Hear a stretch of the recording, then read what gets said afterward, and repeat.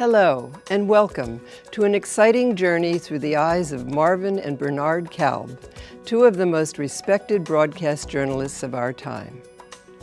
Over a period of 70 years, these two brothers reported some of the world's most historic events and witnessed firsthand some of our nation's most turbulent moments. Marvin Kalb was a diplomatic correspondent for CBS and NBC News for 30 years. In the 1980s, he anchored Meet the Press. He also anchored the Kalb Report, a quarterly broadcast from the National Press Club, emphasizing journalistic ethics and practice. He has authored and co-authored 14 books, including his most recent, The Road to War, Presidential Commitments Honored and Betrayed. Today, Marvin Kalb is a senior advisor to the Pulitzer Center on Crisis Reporting and senior fellow at the Brookings Institution. He is a professor of journalism at Harvard University. Bernard Kalb started as a reporter and columnist for the New York Times before he branched out into TV journalism at CBS and NBC News.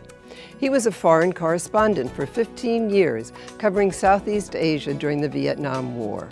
Bernard Kalb's career as a journalist took him to locations around the world, including Washington, Moscow, Beijing, Saigon, Paris, Antarctica, and many places in between. These two brothers have some wonderful stories to tell that will be both entertaining and educational. So sit back and prepare to take a journalistic journey as the Johns Hopkins Osher School of Lifelong Learning and Montgomery College's TV and radio students proudly present The Brothers Kalb, Here, There, and Everywhere, a lecture series that recounts the globe-trotting professional experiences of Marvin and Bernard Kalb. CBS News diplomatic correspondent Marvin Kalb.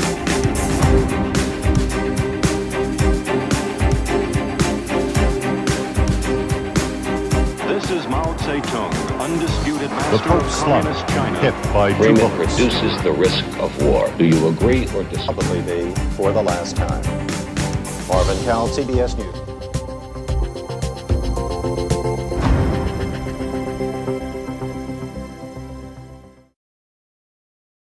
I have a few statistics to remind you of. Here's a headline of a poll done just a few months ago.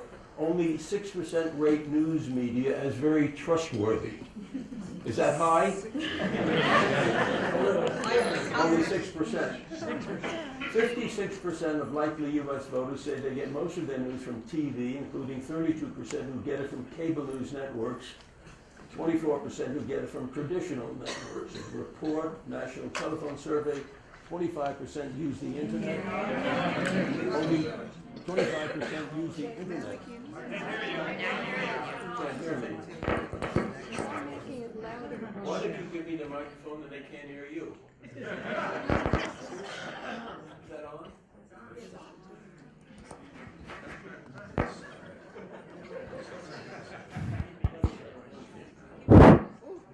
Oh, is that better? Yes. All right, I'd rather not have that. If this is better, yes? Yes. Okay, thank you.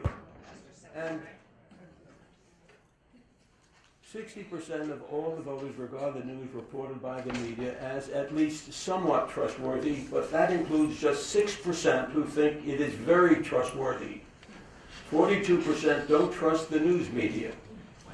42% don't trust the news media, with 12% who believe the news it reports is not at all trustworthy.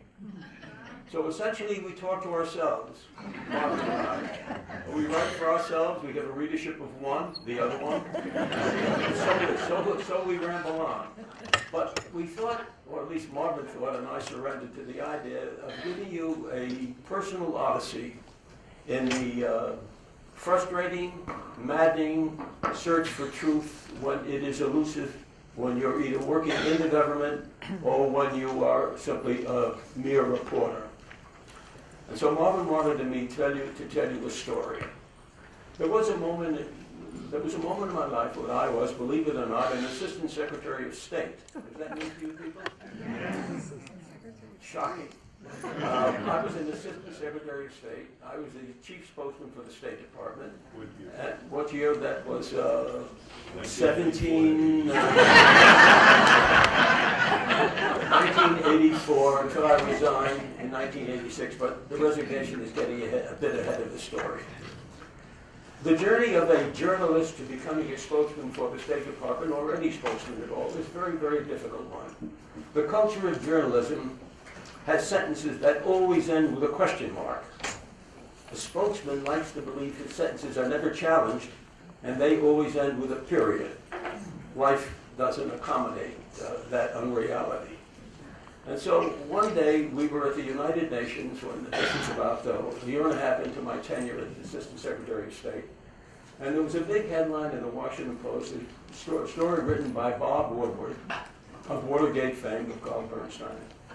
Story written by Bob Woodward to the effect that the United States had been following a disinformation campaign. Disinformation, that is the absence of truth. Disinformation, calculated propaganda, the absence of truth. A disinformation campaign against Libya.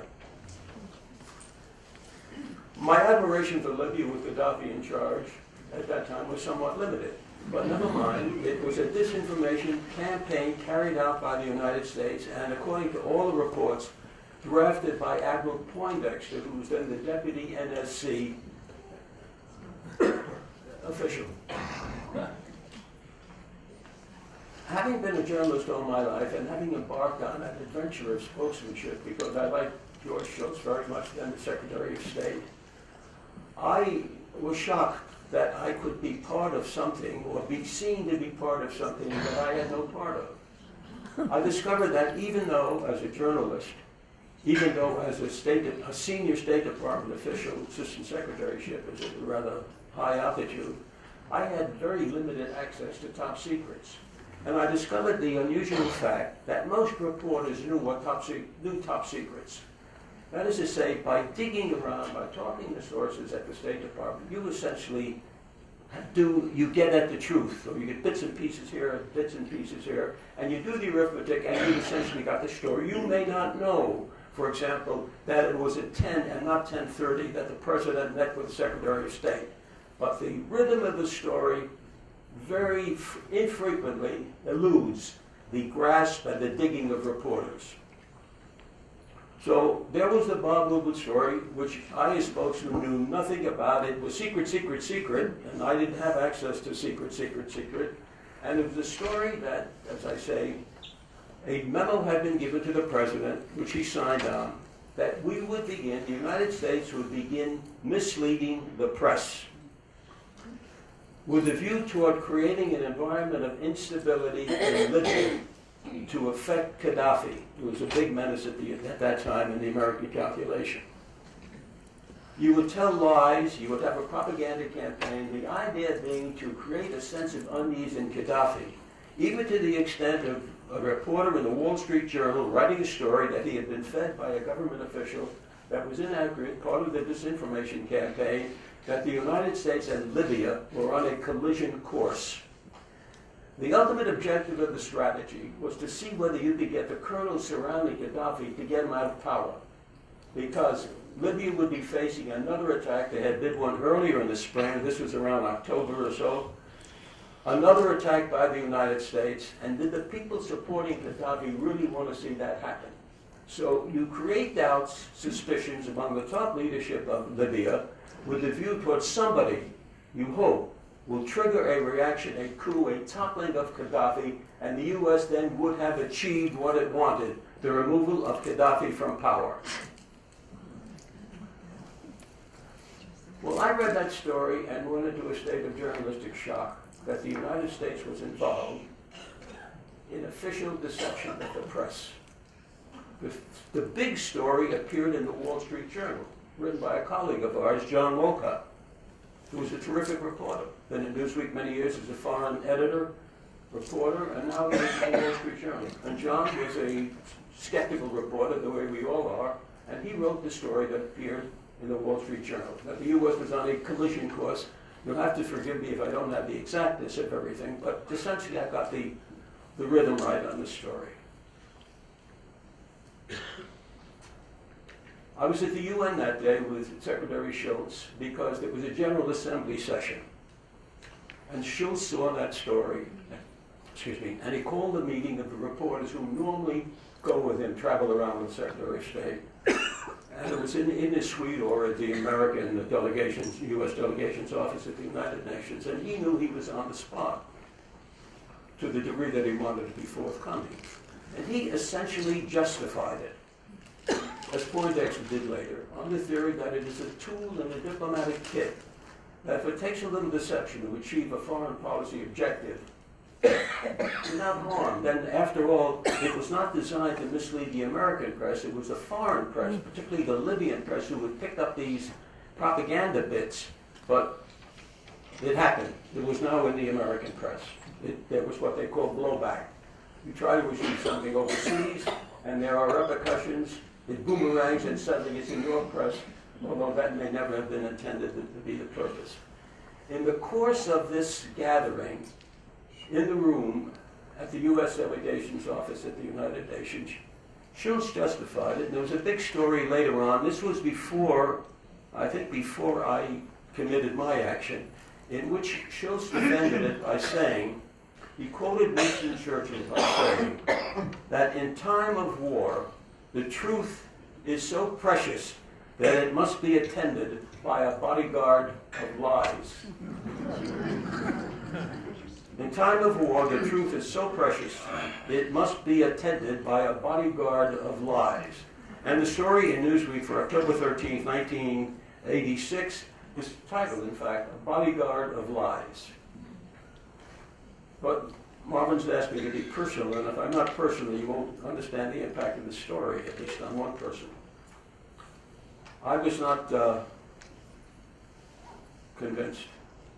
It was a Thursday, as I recall. It was a Thursday morning that the Woodward piece appeared in the Washington Post, and it appeared as a banner headline story across the entire newspaper. It was a big deal. And I was up there covering Schultz as a reporter. Bernie was the spokesman. And when this story broke and I got word of it, I immediately called the press office, the traveling press office, run by my brother. Now, during this particular time that Bernie was spokesman, our conversations were so pathetically strained. It was the most uncomfortable period of my life in terms of a relationship with Bernie, with whom I have an extremely close ties, very close relationship. And I would say to him as we what's going on in Moscow? And he would begin to talk to me about weather and menus and a dinner that Phyllis prepared the night before. And it was terrible. It was really awful. But I had to get through to him because this was a big story and he had to say something. And I was told that there was going to be the Schultz backgrounder meaning that Schultz speaks, but you can't quote him. You could say something like, U.S. officials say, and we'll get into that in a little bit more in terms of ground rules. But I was stunned, and I assumed that he would be stunned as well. And I knew that we were going to be going up, we were going to leave New York and go down to Washington, because the following night was the beginning, as I remember correctly, of the Yom Kippur service. And so we both had to be there for that, wanted to be there, and was leaving New York. But leaving it, I'm looking at him, and I'm saying this guy is going through agony at this point. So after the meeting, I went to telling Schultz I was going to be leaving to go back to Washington because it was Yom Kippur. He asked me, tell me a little bit about Yom Kippur. I think he was making conversation at that point because I like to think that he, the issue having been exposed, felt a little embarrassed. And I told him that I'm having very difficulty living with this story. I've been a journalist all my life. My pursuit has been for the truth. And the idea of propaganda and deception and lies to be used against me by officials does not exactly rhyme with my requirements. So I'm going to go down for the holidays, but I leave with this terribly uncomfortable feeling, and I want to be upfront with you and tell you about my feelings at this particular moment. And we went back to Washington, and I remember there was a party for Hal Sonnenfeld, the birthday party, and I was at it, and a few of you may have been there too. And Secretary Shultz was at it because Hal Sonnenfeld had been a counselor at the State Department and a good friend from Germany of Kissinger's and whatnot. And I stayed away from him at this reception because I was still in the midst of how should I say it, the beating of what was taking place. I was still squirming at this whole thing happening. Now, that was Sunday night. Sunday night.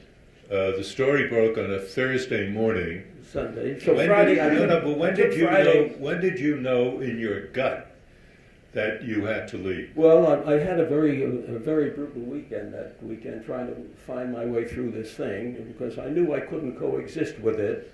But how would I? But maybe could I? Maybe I could overlook it. Maybe I could shade it a little bit. But clearly I agonized about what I would do. As I said in my, anyway, you'll see some of that. I thought about it, and you called up on Monday morning because I must have hinted something to you. And you did not hint anything. I, in my sensitivity, picked up your agony, and I checked on Monday morning, and I was wondering whether you were going to go to work. And Phyllis said he left at the usual time, which was 5 a.m., to be down at the State Department by 6. But when Marvin raises the question between us, I remember once Marvin, I was in the Oval Office with the President and Shultz and a few other officials, and the question came up with, how do you deal with your brother who's in the press corps? And somebody said, oh, he put Marvin in a blind trust. That's the way it was. Anyway, the Monday... What happened on that Monday? Well, on that Monday, I called in sick. I took the coward's way out for one day because I was still acting. I said, I'm not going to brief today, which I normally did every day at noon. I reviewed foreign policy, new initiatives, old ones, reorchestrated them, and so forth. And I called in, I'm not coming in today. I don't feel right. Anyway, the next morning, I did go in, and I went right to Schultz's office. I got to his office, and I asked his aide, Charlie Hill, that I had to see the secretary this morning. I think I told Charlie exactly what I was. He now teaches at Yale. And either Charlie or when I went in to see Schultz, I told him about my feelings about the government using disinformation, lies, propaganda, using the American press as an instrument of policy, when our job was to tell the people what was really happening, the truth. And either to him or Charlie before, but I think I probably told it to Schultz too, I quoted a line that we say, and I told him it was Yom Kippur as well, and I quoted a line that I remember from the Yom Kippur service. I remember it because we see it every year. Deceit shall not cross my lips. Deceit shall not cross my lips. And so I told him I'd be resigning, effective immediately. I will not be identified with this. Not only that, I think it's a terrible mistake for the United States because of the destruction of its credibility around the world. And America to be portrayed as just another miserable country that lies when it needs to and so forth. So thank you very much. I've been a year and a half. I never hoped it would have to end this way, but here it is. And then I went down, the briefing was held, and I stood up there and announced my resignation. It came as a big surprise to the press. I was trying to find a tape that had my resignation. It exists. It was a very, very emotional moment, as you might imagine. I'd been in the job a year and a half. I'd left NBC to take this job. Leaving my NBC salary, going to work for the State Department was like leaving the Waldorf to go to a YMCA tent. But be that as it may, it was a part of my life at that point that I really wanted to do. And I was terribly disappointed at that end this way, but there was for me, deceit shall not cross your lips, an inevitability about what I did, and everybody later, when the applause ended with the journalistic book, everybody knew that that's what I would do. And a few people in the State Department came down and said to me, two variations, a whole polar reaction. And this is all under the heading of the meeting we're talking about. One was, I wish I could do what you did sometimes, but I've been here all my life and I have a pension and I've been here 30 years and you've been here a year and a half and this is just an incident in your life as a journalist. And some said, what'd you get so excited about? It's a little black propaganda, you know, the world does this. If it furthers U.S. policy objectives, there's no reason to protest it, so forth. But I did it. I went out there, I remember leaving, I remember Marvin holding my hand, walking down the aisle, and it was a very, very difficult moment. I need not tell you that. Anyway, hold the applause, there'll be plenty of time. Obviously, it was a big story. It was the front page of the New York Times, the Washington Post, all over America. It was the front page story. I have to quickly interject that people don't resign major jobs in the U.S. government, no matter what happens. I think, to the best of my memory, Bernie's resignation, followed by about a half dozen years, the resignation of a Secretary of State, Cyrus Vance, because Vance disagreed with the effort of President Carter to free the American hostages in Tehran. But those two resignations, I think, are the only ones that can be registered, at least in my memory. Does anyone have any others? Archibald Cox. Archibald Cox would be, absolutely. Yes, sir. George Marshall in the Truman administration over the recognition of Israel. George Marshall, to the best of my knowledge, did not resign. Yeah. He registered his complaint, but he did not resign.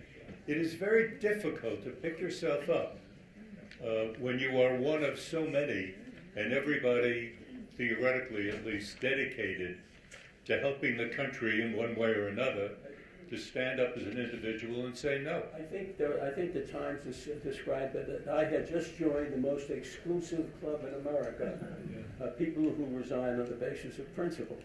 But I tell you, difficult as it may have been, but that's all aside from the point. The point has to do with the pursuit of truth, whether you're the spokesman. Even when I was a spokesman, I would sometimes tell the secretary, I would get these guidances, press guidances, to deal with questions that were coming from the floor. Well, how did the United States do this? Why did the United States do that? Et cetera, et cetera. And I had to be prepared with the answers. And so you get press guidance, printed out word for word what you're to say, which you eventually absorb, and you don't have to look at the guidance, but you know what the guidance is, you know what the ground rules are, where you're supposed to go.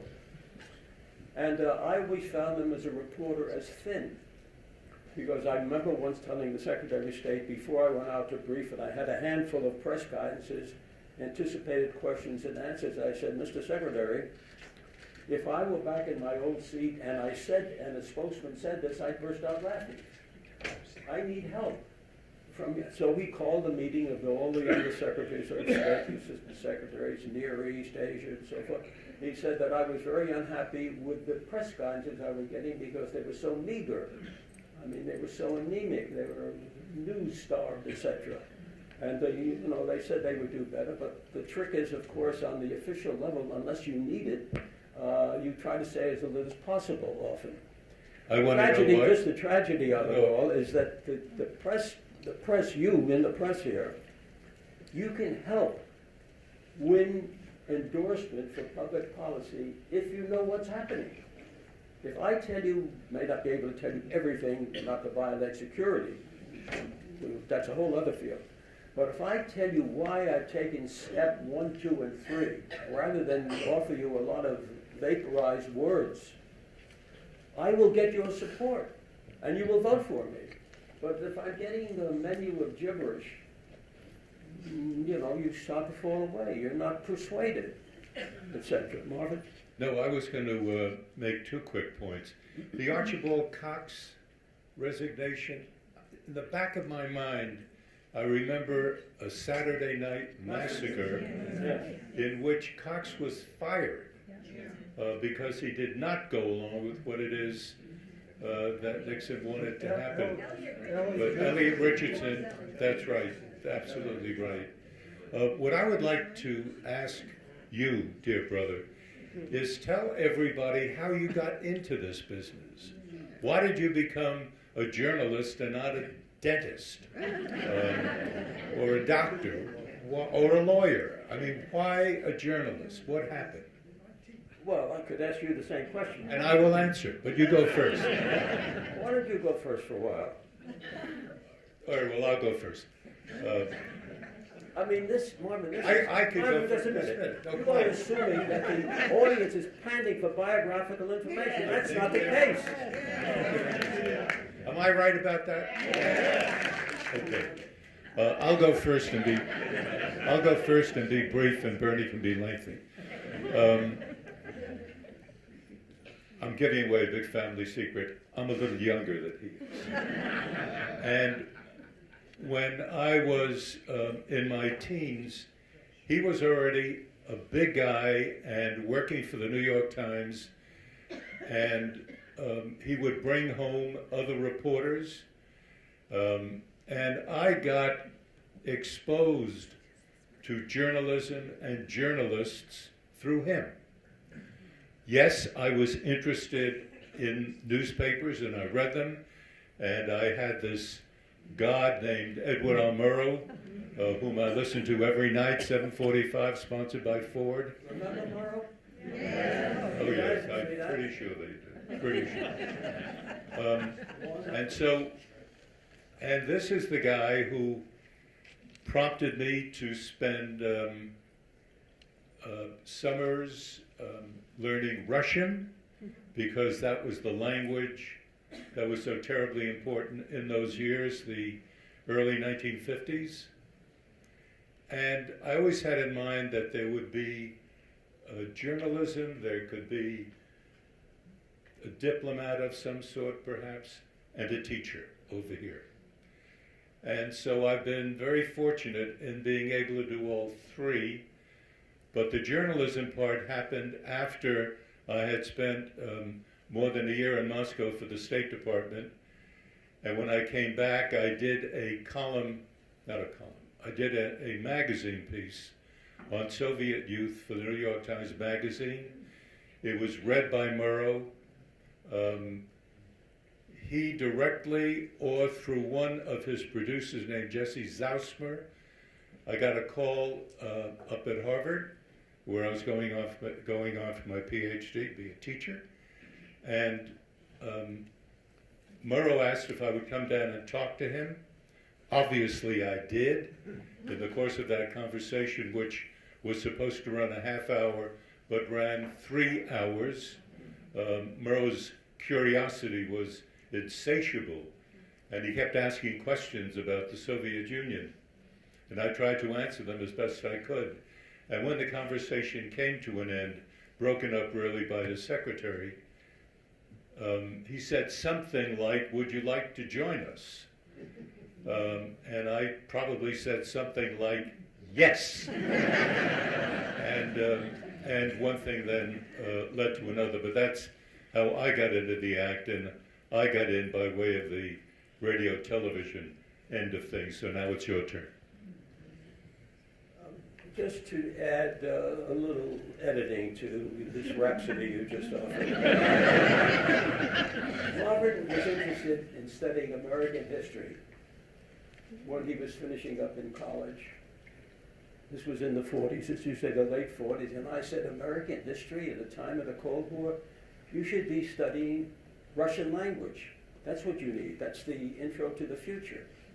And I must say, part of my motivation for suggesting that, which was not only legitimate, but the comic story on the side, it was more economical for me to encourage Marvin to study Russian, and I'll tell you how.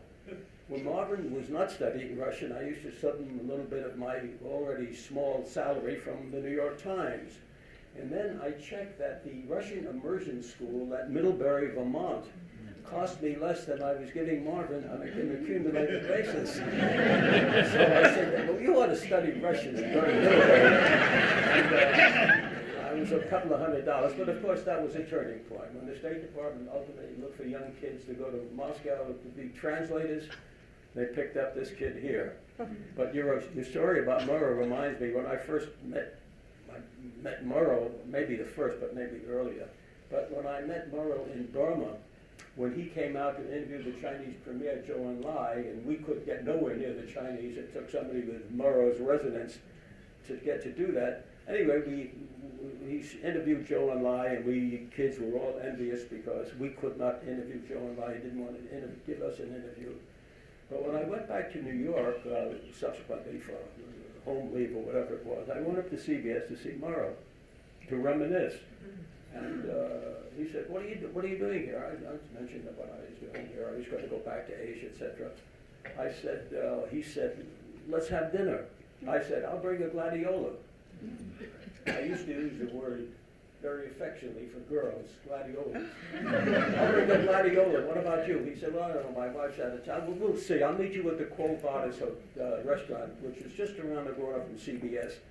CBS is at 52. I think it's 53rd Street. And I got there a little earlier to be on time with a certain lady who turned out along the way to become Mrs. Kalb. And we were waiting for Murrow to come, and he came along. I didn't say anything. Only the three of us sat down and had a drink, and then the door opened. There's a little ante-room in this restaurant, very fancy place. And he said, excuse me, and he went to the door, and I saw him bring a lady over. He said, Bernie, I'd like you to meet Marlene Dietrich.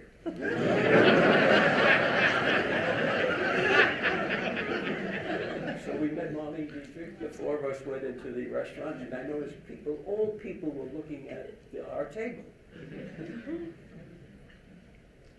Me and my date, and Edward R. Murrow with Marlene Dietrich, and I knew what was on their mind. They're saying, who are those people having dinner with Bernie Kalb?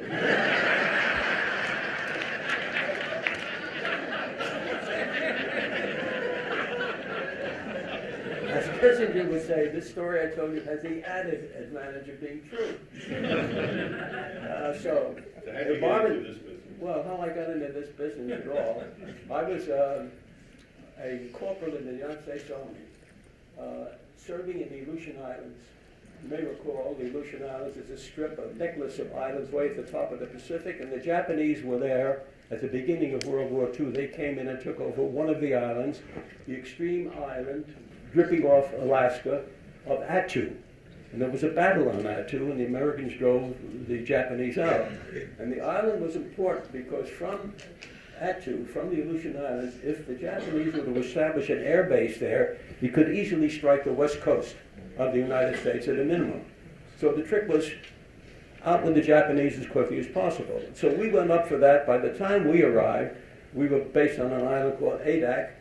The Japanese had been defeated and driven out. And so I stayed on Adak for a little over 2 years. I worked on an Army newspaper then, that was the editor of which was Dashiell Hammett. The thin man, etc., Dashiell Hammett. The gentleman who often accompanied who? Lillian Hellman. Lillian Hellman, exactly. So we got a few real scholars here. Lillian Hellman. And Hammett was our editor. We were kids, barely grammatical. And there was Hammett, with his fame. Hammett, he was 50, we were 20. That was once upon a time. To put our newspaper together, we had a 4-page newspaper by 11, the regular, and we took whatever the armed forces gave us, but I felt it was behind. So we would listen to the CBS News Roundup at 8 a.m. I don't know whether it still exists. 8 a.m., in which the CBS correspondent, an anchorman in New York, would bring in correspondents from all over the world. And we would listen to the CBS Morning Roundup and take notes and then incorporate them in our paper, which were the late bulletins on the various war fronts, MacArthur, Eisenhower, Europe, Asia, etc. Well, we listened night after night, and one day we were listening to Alan Jackson reporting from Germany, or maybe he was the anchorman then, a well-known correspondent, Alan Jackson. We heard Winston Burdett, you may remember, David Schoenbrunn, you remember those names? Daniel Shaw, who else? Alexander Kendrick. And I'm listening, and I say out loud in our concert up there in Adak on the Aleutian Islands, Alan Jackson has a cold. Alan Jackson has a cold. And so my colleagues on the paper, look, he doesn't have a cold. So listen tomorrow. Listen tomorrow, listen. I said, hey, look, Alan, by now we're on a first-name basis with these people who didn't even know he existed. He said, Alan has a cold. They said, he doesn't have a cold. He said, I'm going to write a letter. So I wrote a letter to CBS, attention Alan Jackson, do you have a cold? And I explained, who's this? Is that you? I didn't know you were here, Kathy. How lovely. Kathy has talked to this group. Yeah. She's the girl who went to Vietnam, and Sally Colonel, her father. As it happened, before I got an answer, I went back to New York. By then I was discharged, I think. I've been up there over 2 years in the Aleutians. I got back to New York, and I was trying to find something to do. I was out of the Army, honorably discharged. I had to get a job. I was already 20.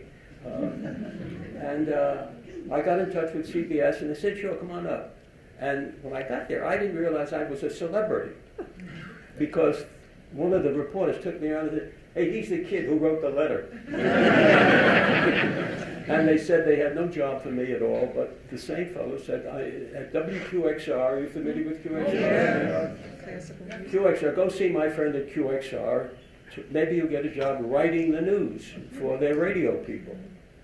I went up there, they said they had a job for 1 day a week, $9. But why don't you take it as you look around? I said, taken. Within a matter of a month or so, the New York Times either owned it at that point or took it over with ownership, and they moved the people who were writing the radio broadcasts from 57th and 5th Avenue, where where QXR is, moved it right into the city room of the New York Times. And when I was there writing radio news broadcasts, but I also began volunteering to write stories about talking to the editor of the radio section, talking to the drama editor, the travel editor, and I was writing stories for different sections of the paper independently, so freelance within the New York Times. And I would keep up very, very closely with two particular friends, names you may know, Abe Rosenthal, who was the great, great editor of the New York Times, my closest pal, and Arthur Gelb, who succeeded Abe as a managing editor of the New York Times. And there's a quote here by Abe on the story about Poindexter and the disinformation. Abe said here something about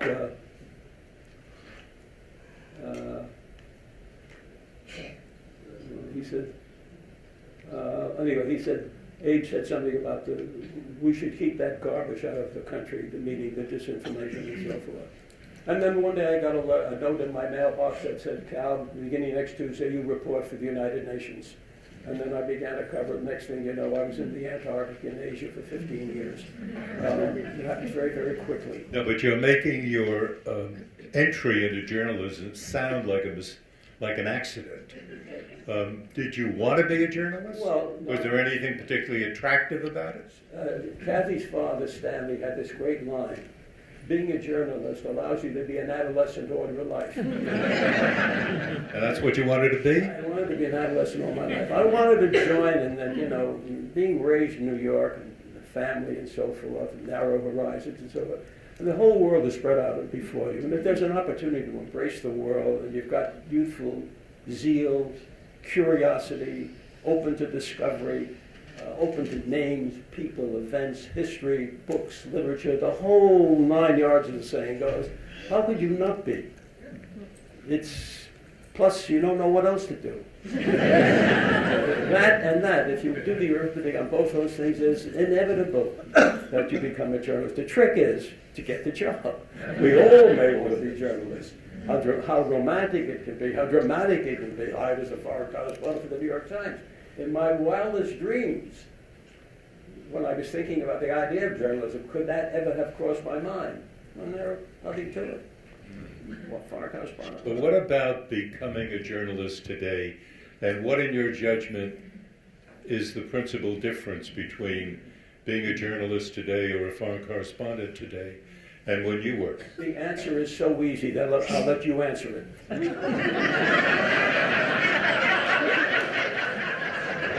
Why don't you start?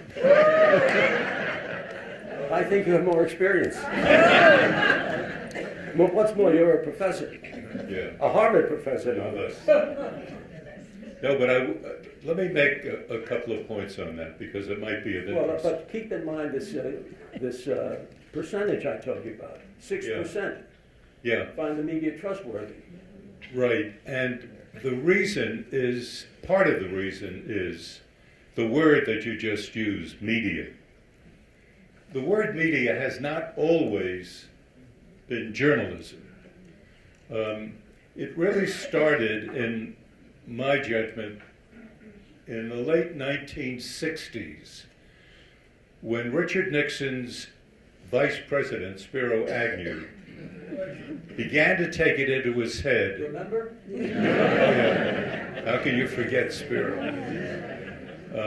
He took it into his head that one way, you get back to the Vietnam War, by the way, one way that you can eliminate the skepticism of the American people for this war, their lack of enthusiasm for this war, is to do something with the press.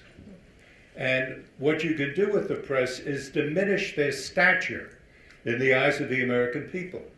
Well, how do you do that? Well, you begin to raise questions about them. And they would raise questions about whether some of us were Romanian agents, remember that? Or whether were you? Yeah. Whether you are seriously an American first, or because you're a foreign correspondent, are you too heavily influenced by foreigners? These strange ideas came up. And Agnew began to speak about the leadership of the networks being a small group in New York, in Boston, in Washington, as if this small group had no relationship whatever to the rest of the country. Forgetting, for example, that somebody like Rather, as an anchorman, comes from Texas, or Schieffer from Texas, or Cronkite from Missouri, or Jim Lara from Texas. I don't know why Texas, really. That's a great bumper crop. But the point is that it didn't matter where you were really from. It mattered that you were being lumped into something that sounded foreign, different, un-American. And the word sort of got out. And I have to say that led to an attitude on the part, not of most Americans, but of enough Americans to raise questions about what it is that they were hearing. And during the Vietnam War, because of reporting by Bernie and other reporters working in the war, covering the war, that war, after a while, from the 67, 68, 69, 70 period, was not going well for the United States. And so if you began to say that, it began to be portrayed by the White House as you taking a position against the U.S. And it spread. And there really, in that period of time, two revolutions in journalism got started, roughly at the same time. One was a technological revolution, which we are still in the middle of. And the other was an economic or financial revolution. I remembered that when Bill Paley was the principal owner of CBS, he really cared about the journalists. He called us his jewels in my crown. He really honored us, respected us.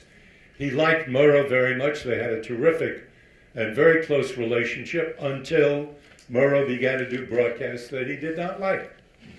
And even if he liked them, He didn't like the idea that sponsors were pulling their ads from CBS and giving them to NBC.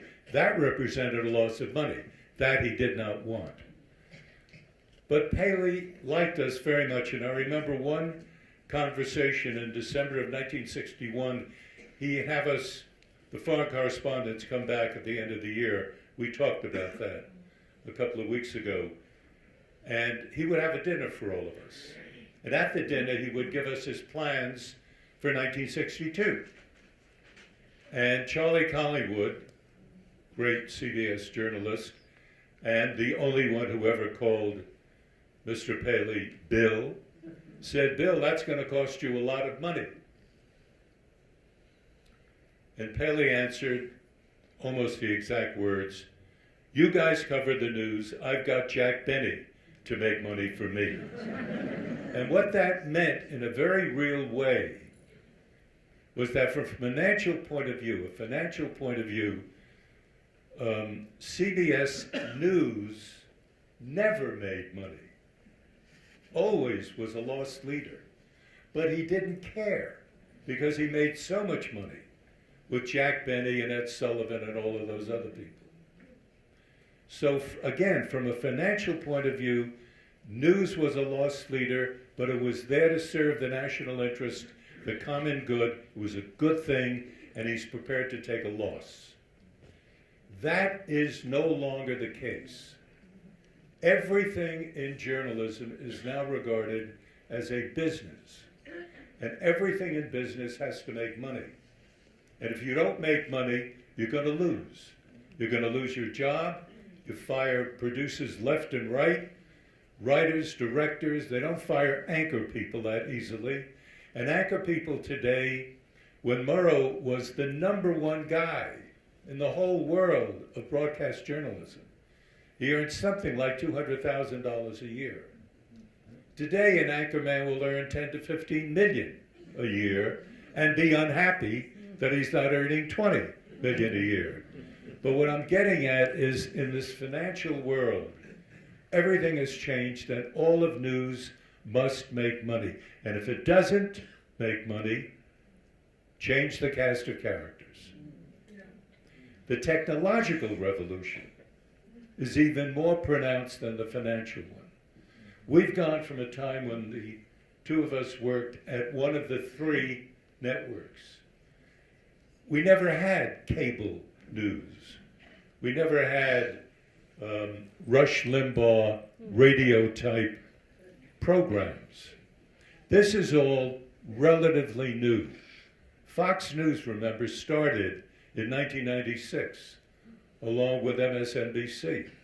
These are new, relatively new broadcasting phenomena. The difference is Fox makes a ton of money. Fox makes more money than all of the other cable network operations combined. How do they make that money? By catering to a feeling that you can trace right back to the Vietnam War.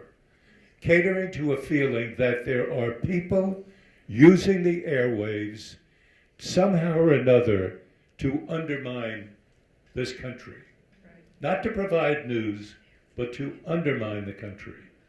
And that becomes unacceptable.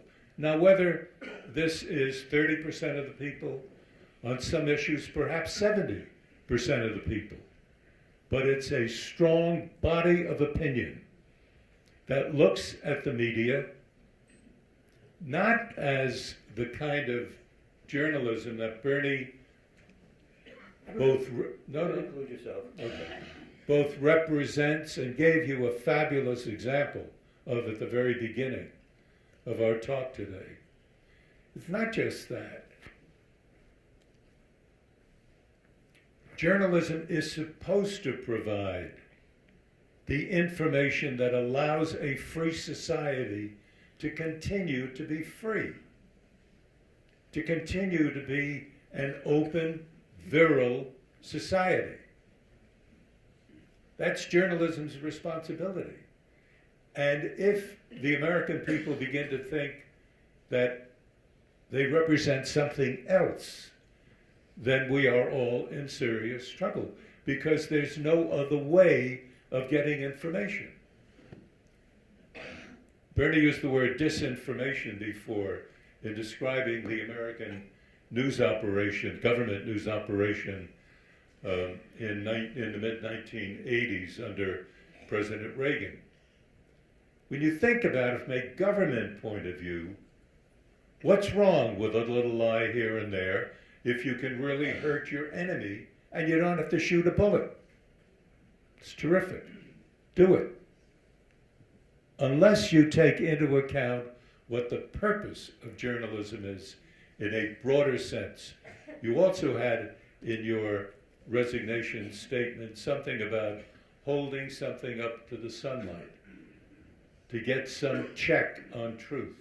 What is truth? Hold it up to the sunshine and try to get a feeling of it. This society must have that. And these two revolutions, the technological and the financial, have undermined, to a certain meaningful degree, the essence and purpose and heart of journalism. And it must be restored, or else we're all going to be in even deeper trouble. But the essence, the pursuit of truth, as Bernie has put it several times this morning, is the essence of journalism and must be maintained even in the face of these two revolutions that have transformed journalism and continue to transform journalism. And I look that it's 11 o'clock now, and I know that we take a break. So if you'd like, we can take a break now for a few minutes and come back, and we'd like to continue this discussion. And in this last hour, which is the last hour that we're going to be together as a class, let's at least take the last 30 minutes of that last hour and open it up to your questions, not just about journalism, by the way, but about anything that we might have said in the course of the last 5 weeks. So let's take a break now. We hope you enjoyed this edition of the Brothers Kalb, Here, There, and Everywhere. Join us again next time for an up-close and personal view of the unforgettable events that shaped our nation and the world. And remember, you can always join the conversation on Facebook and Twitter. I'm Mary Kay Chartle-Galato, Director of the Osher Program at Johns Hopkins University. Thanks for joining us, and we'll see you next time.